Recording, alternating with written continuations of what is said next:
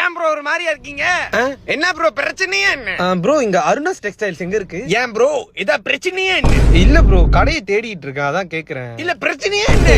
இல்ல ப்ரோ பிரச்சனை ஒண்ணும் இல்ல ப்ரோ, தெரிஞ்ச ஒருத்தர் மாலை. சரி அவரை விடுங்க.